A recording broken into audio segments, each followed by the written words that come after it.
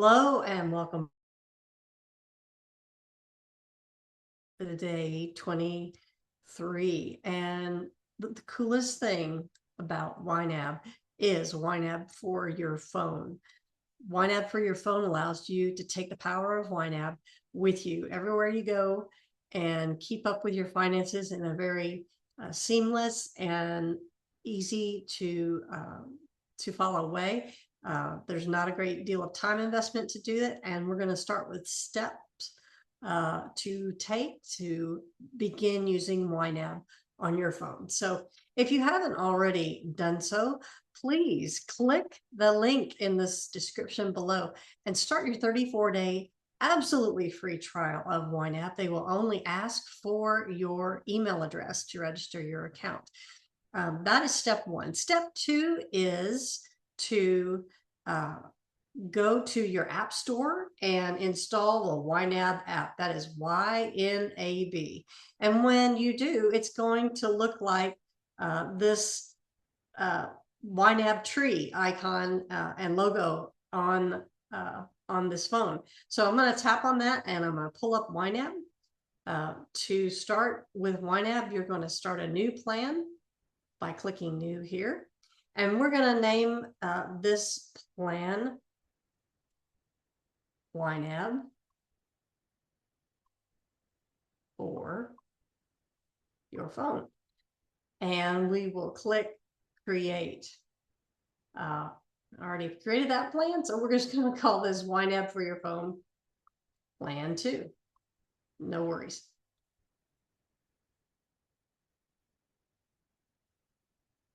Okay, so YNAB is going to offer you some categories and targets that are pretty common, and we're going to go through these very quickly and add some targets. So you can see just through regular bills, rent, mortgage, electricity, water, internet, cell phone, things to keep you, in your home and keep the lights on and 4 walls around you, keep your access with the outside world and utilities and cell phone. So you can add targets here, or you can click next and move past targets into the actual starting of your account. But just to demonstrate the targets, we're going to do just a few of them here. I'm going to tap on add target for rent mortgage, and I'm going to say, I need $2,000 by the last day of the month so that when the first of the month comes, I have my rent money ready. I'm going to save that target. The next target we'll do is electricity, and I'm going to need $215 by the 15th of the month. We're going to save that target. For water, let's say that we need $100 by the 23rd of the month and save that target. And internet, we're going to say that we need $50 by the 22nd of the month and save that target. And lastly, we're going to put in for our cell phone that we're going to need $110 by the 22nd of the month and save that target. And then we'll go down to some of the more frequent day-to-day types of expenses, and we'll click on groceries, and we're going to set a target for $1,000, and we're going to need that every month. Oh, that's not what I wanted to do. Bear with me just a second. We're going to need that by the last day of the month, and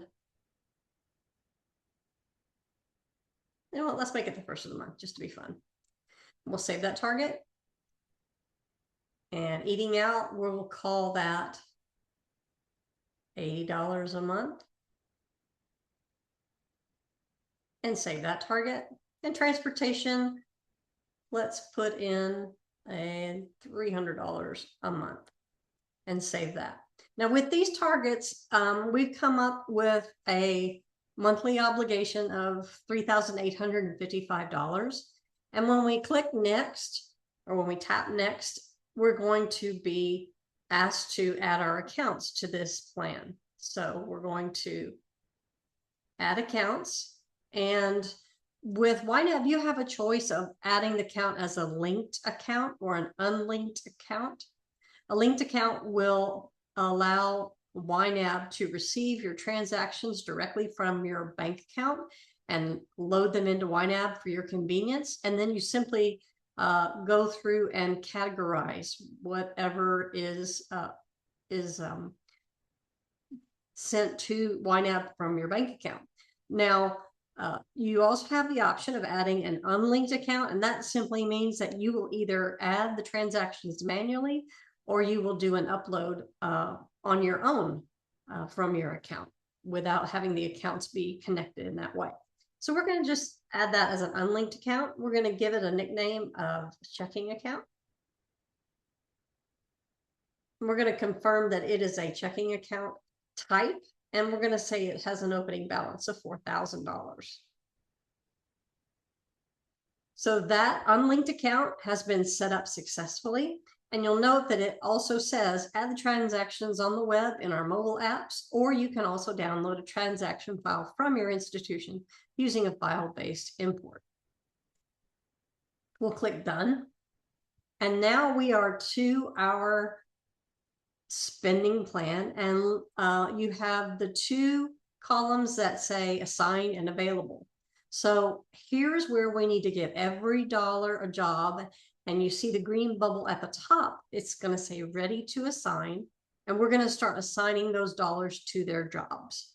Okay, so we're going to tap on rent or mortgage, and we have near the keypad area a bubble that says assign $2,000 more to reach your target. And we're going to tap that, and it's going to autofill that amount in that category. We're going to do the same thing with electric and with water and with internet and with cell phone. And all we're doing is populating these categories with the funds that we already set in our targets in the previous step. And you'll see as we're doing this that the ready to assign amount is being deducted every time we do that. We're at 445 and we're going to assign 300. So here we are left with 145. Now, in your spending plan, the goal is to go through until you've assigned all the dollars a job. And so what I like to do is include a category that allows for some margin, allows for some unplanned expenses, basically, so that if something comes up and you haven't put it in your plan, you've got a little wiggle room. So I'm going to pull up the education category and go down here. We're going to rename it as, we're going to call it grace money. So we might need a little grace in our spending plan. So we're going to just call this the grace funds category.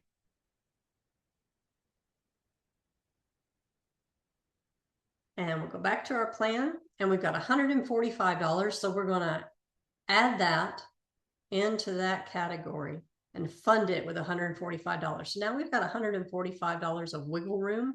So in case there's something that we didn't account for or miscalculated or got a surprise, we have a little margin there in our spending plan. Now, this spending plan is now set up. And so what you would do day to day is, as you're going through your day-to-day transactions, you would simply go to your checking account and add the transaction. Let's say we went to the grocery store and spent $75, and that was at the HEB grocery store. And we choose the category of groceries. And then we save that. Now, when we save this, there's going to be a little bubble that pops up that shows that that amount's being deducted directly from our spending plan. So watch for that bubble. Groceries at 1,000 are now at $925 with that deduction. And then if you go back and look at your spending plan, you will see that the assigned amount still remains at 1,000, but the available amount is now $925. And you can click on that to get details of what that is. and it'll say that, well, you spent $75. And if it still doesn't ring a bell, you can click on the activity itself, and it'll show you that you spent $75 at the grocery store. And so that's all it takes to set up YNAB on your phone, to set up a spending plan and get it, just have it as handy with you all the time. That's all that's needed. It's just that quick. And with that, we are done with this session. And please, if you've not already done so, sign up for your 34-day free YNAB trial using the link in the description below. If you've not subscribed, please, I invite you to subscribe. We are on a mission to get as many motivated individuals winning with money by learning the YNAB platform.